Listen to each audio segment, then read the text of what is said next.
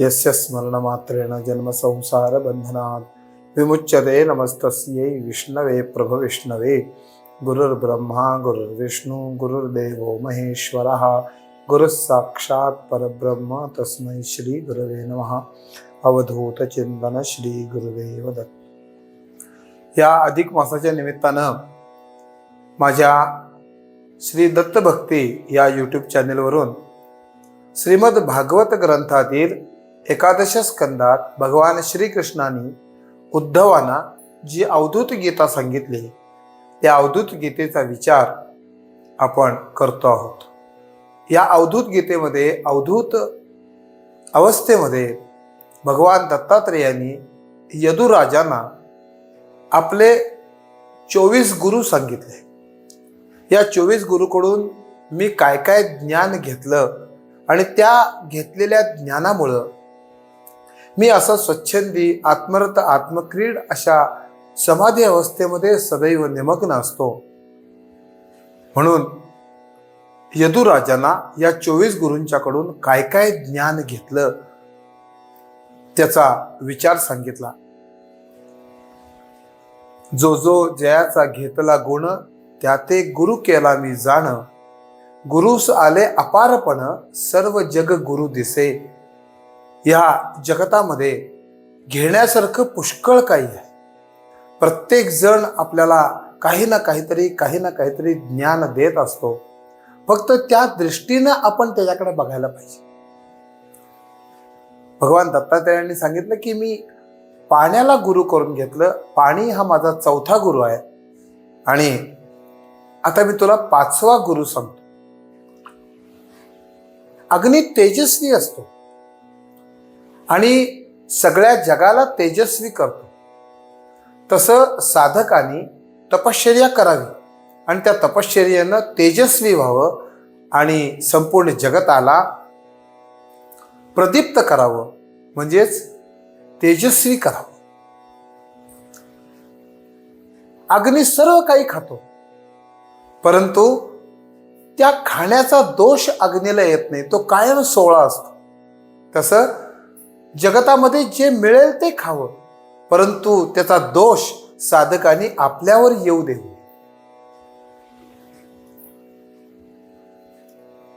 अग्नी हा गुप्त आहे।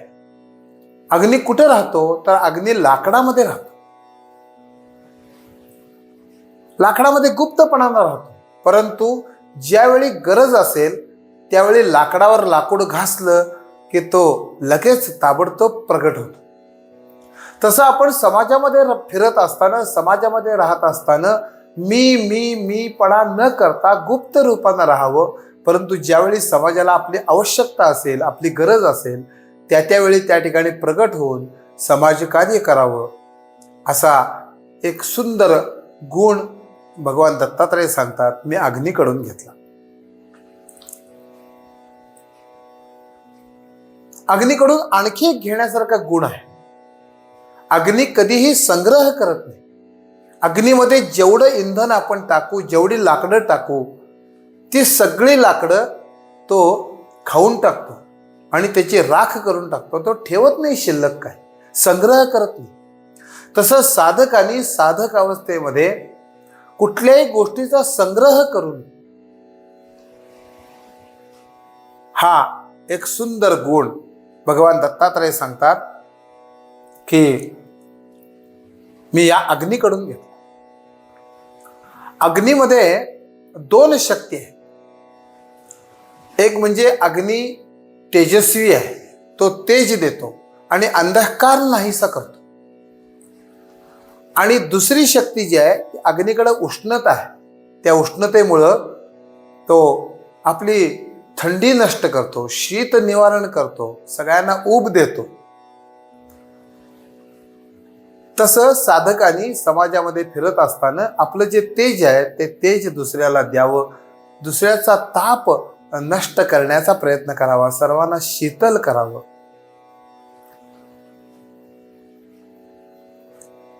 अग्निहोत्री अग्निकुंडामध्ये अग्नीला हवन देतात, अग्नीची उपासना करतात। ते हवन जे देतात त्या हवनामुळं अग्नी महाराज संतुष्ट होतात आणि ते ज्या करता ते हवन करतायत, यज्ञ करतायत, त्या सर्वांना त्यांचं इच्छित फल देतात. त्यांची जी काही मनामध्ये इच्छा असेल ती इच्छा अग्नी महाराज पूर्ण करतात.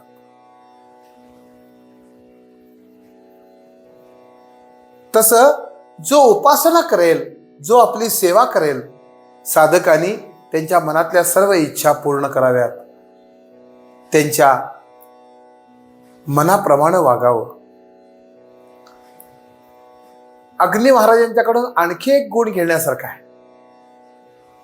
अग्नीला आपण हवन देतो. सूर्याय स्वाहा सूर्याय दन्न मम, इंद्राय स्वाहा इंद्राय इदन्न मम. ज्या ज्या देवतांना हवन देतात अग्नीमध्ये, तो अग्नी काय करतो, ते हवन त्या देवतांच्यापर्यंत पोचवायचं कार्य करतो. आपण सूर्याला हवन दिलं तर ते हवन, ते हवीर द्रव्य तो आपल्याजवळ न ठेवून घेता तो त्या त्या देवतांच्यापर्यंत पोचवतो. आपण सूर्याला आहुती दिली तर ती सूर्याला पोचवतो, इंद्राला आहुती दिली तर ती इंद्राला पोचवतो. आपल्याजवळ ठेवून घेत नाही, आपल्याजवळ त्याचा संग्रह करत नाही, ज्याची आहे त्याला देऊन टाकतो. तसं साधकांनी आपल्याजवळ ते न ठेवून घेता त्याची आसक्ती आपल्याजवळ ठेवल्यानंतर त्याची आसक्ती आपल्याला निर्माण होते. म्हणून जे जसं आहे त्याचं त्याचं त्याला देऊन टाकावं, आपल्याजवळ ठेवून घेऊ नये, आपल्याकडे संग्रह करू नये. अग्नी हा स्वतः निराकार आहे. अग्नीला कुठल्याही प्रकारचा आकार नाही आहे. परंतु ज्या ज्या आकाराची लाकडं आपण अग्नीमध्ये टाकू तो आकार अग्नी धारण करतो. लांबडं लाकूड टाकलं तर तो लांबडा होतो, गोल लाकूड टाकलं तर तो गोल होतो, चौकोनी लाकूड टाकलं तर तो चौकोनी होतो. तसं आत्मस्वरूप, आत्मा हा निराकार आहे, निर्गुण आहे. परंतु त्यावेळा जो देहामध्ये येतो त्या देहासारखा तो आकार धारण करतो. 84 लक्ष जीवजंतू देहधारी आहेत. त्या प्रत्येक देहामध्ये तो आत्मा आत्मस्वरूपानं वास करतो. हत्तीचा देह असेल तर हत्तीचा आकार त्या आत्म्याला प्राप्त होतो. किडामुंगीचा देह असेल तर अतिशय सूक्ष्म किडामुंगी तो होतो. परंतु देह जरी नष्ट झाला, जरी ते लाकूड नष्ट झालं, त्या लाकडाची राख झाली, तरी सुद्धा अग्नी कधी नष्ट होत नाही, तो आपल्या स्वरूपामध्ये विलीन होतो. तसा आत्मा या देहामध्ये जरी दिसत असला आपल्याला, त्या देहाच्या आकाराचा जरी तो आत्मा आपल्याला दिसत असला तरी तो जो विकार, तो विकार देहाचा आहे, तो आत्म्याचा नाही आहे. ज्यावेळी हा देह नष्ट होणार आहे, देह मृत्यू होणार आहे देहाचा, त्यावेळी त्या आत्मस्वरूप न मरता तो आत्मा परमात्म्यामध्ये विलीन होत असतो. त्या देहाबरोबर तो आत्मा मरत नाही. न आत्मा न मरे न मारी. तो निर्गुण आहे, तो निराकार आहे. प्रत्येक देहामध्ये तोच आत्मा प्रतिबिंबित आहे.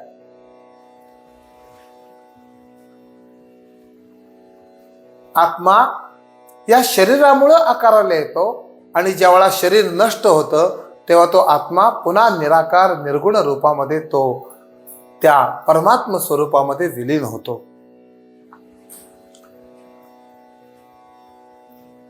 अनन्य भक्ती करावी आणि ज्ञान प्राप्त करून घ्यावं. ज्ञान जेव्हा आपल्याला प्राप्त होतं, आत्मज्ञान प्राप्त होतं, तेव्हाच निर्गुण निराकार परब्रह्म स्वरूपाला आपण प्राप्त होतो. कारण कर्म हे देहाला कारण आहे. ज्या ज्यावेळी आपण कर्म करतो त्या कर्माचं फळ म्हणून पुन्हा पुन्हा भोगायला लागतं आपल्याला. ते त्याकरता नाना प्रकारचे देह आपल्याला घ्यावे लागतात. म्हणून ज्ञानाच्या अग्नीनं ही जी कर्मफळं आहेत, ही कर्मफळं आपण जाळून टाकावी, त्याची राख करावी. आणि ज्यावेळी कर्मफळं जाळून आपण राख करून टाकू ज्ञानाच्या अग्नीनं, त्यावेळा आपल्याला या जन्म मृत्यूच्या परंपरेतून आपण मुक्त होऊन त्याच निर्गुण निराकार परब्रह्म परमात्म्याचं स्वरूप आपल्याला प्राप्त होतं. अहम ब्रह्मास्मी ही स्थिती आपल्याला प्राप्त होते. म्हणून या देहाची जी आसक्ती आहे, ही देहाची आसक्ती आपण नष्ट करून वैराग्य प्राप्त करून घेण्याचा प्रयत्न करावा.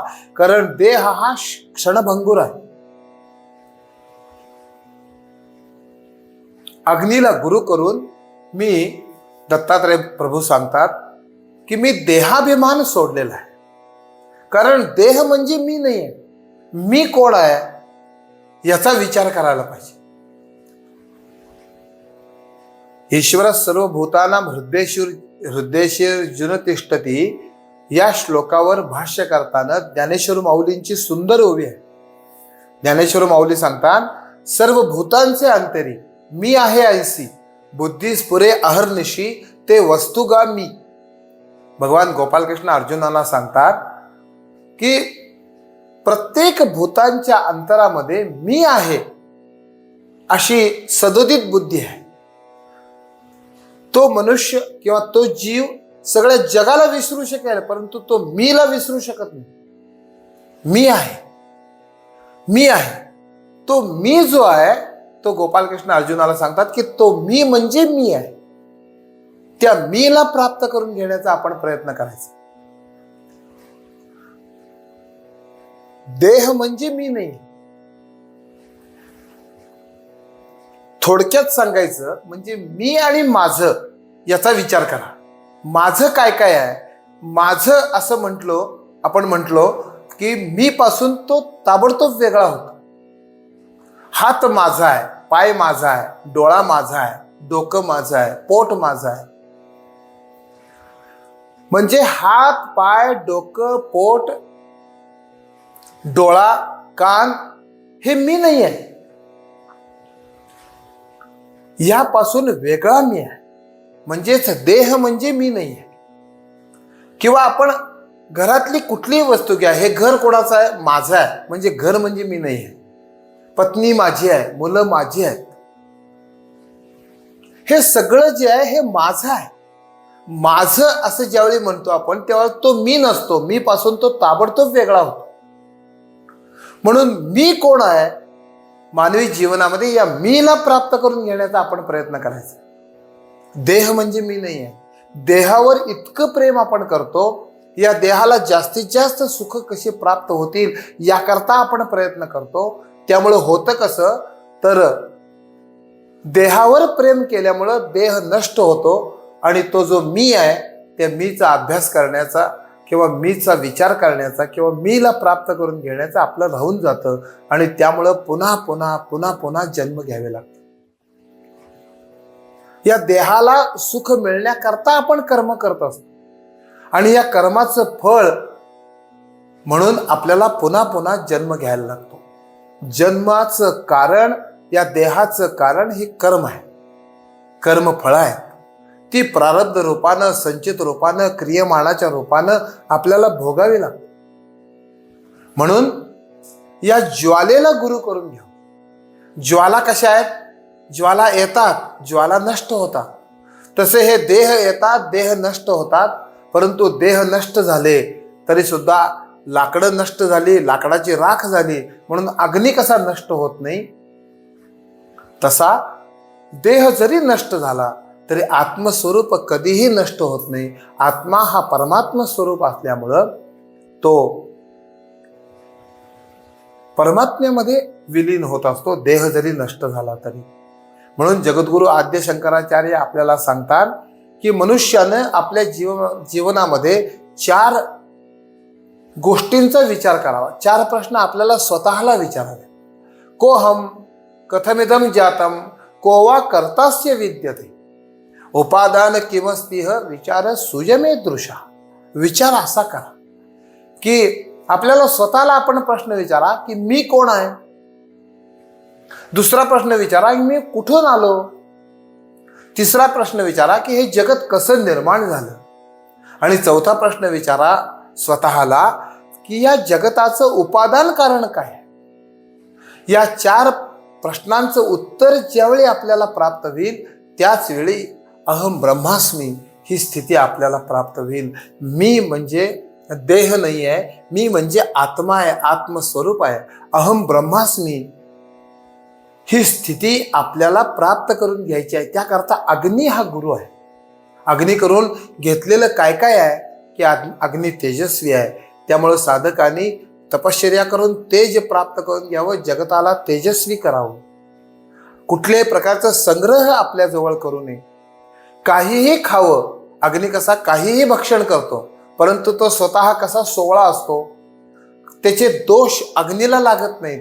तसे आपण काहीही खावं, जे मिळेल ते परमेश्वर इच्छेनं जे प्राप्त मिळेल, आज जे मिळेल ते आपण खावं, परंतु त्याचा दोष आपल्याला लागून घेऊ नये. अग्नी निराकार आहे, परंतु तो लाकडामध्ये आला की आपल्याला आकारात आला असं वाटतं, परंतु तो आत्मा देहामध्ये जरी आला तरी तो आकाराला आला असं वाटतं, परंतु देह नष्ट होतो. त्यावेळा अग्नी कसा आत्मस्वरूपामध्ये विलीन होतो, तसा आत्मा आत्मस्वरूपामध्ये विलीन होतो. एवढा सुंदर गुण भगवान दत्तात्रेयांनी या अग्नी गुरुकडून घेतला. आपण सुद्धा याचा विचार करा. अग्नीला गुरु करून घ्या. आणि हा जो देहाभिमान आहे, देह क्षणभंगूर आहे, देह नष्ट होणार आहे, देहाबरोबर आपण नष्ट होणार नाही आहोत. म्हणून या देहावर जास्त प्रेम न करता, देहाला जास्तीत जास्त सुख प्राप्त करून देण्याचा प्रयत्न न करता, या देहामध्ये असणाऱ्या आत्मस्वरूपाला प्राप्त करून घेण्याचा प्रयत्न मनुष्यानं करावा. असा सुंदर गुण या अग्नीकडून भगवान दत्तात्रेयांनी घेतला. भगवान दत्तात्रेय महाप्रभू यदुराजांना आपले 24 गुरु सांगतायत. तर आजच्या भागामध्ये आपण अग्नी हा 5वा गुरु त्याचा विचार आपण केला. माझ्या मर्यादित ज्ञानानं, मर्यादित वेळेमध्ये जेवढा जास्तीत जास्त विचार करता येणं शक्य आहे तेवढा मी विचार करतोय. आपणही विचार करा. या दत्तभक्ती यूट्यूब चॅनलला सबस्क्राईब करा. आपल्या जास्तीत जास्त दत्तभक्तांच्यापर्यंत पोचवा. हे जे ज्ञान आहे, हे ज्ञान जास्तीत जास्त लोकांच्यापर्यंत पोचायला पाहिजे. या अधिक मासाच्या निमित्तानं भागवत महापुराणाचा विचार आपण करतो आहोत. या विचारानं भगवान गोपाळकृष्ण संतुष्ट व्हावेत अशी त्यांच्या चरणी मी प्रार्थना करतो. माझ्या वाणीला या ठिकाणी विराम देतो आणि पुढच्या भागामध्ये हा जो 6वा गुरु चंद्र आहे, या चंद्राकडून भगवान दत्तात्रेयांनी कोणता गुण घेतला याचा विचार आपण करूया. अवधूत चिंतन श्री गुरुदेव.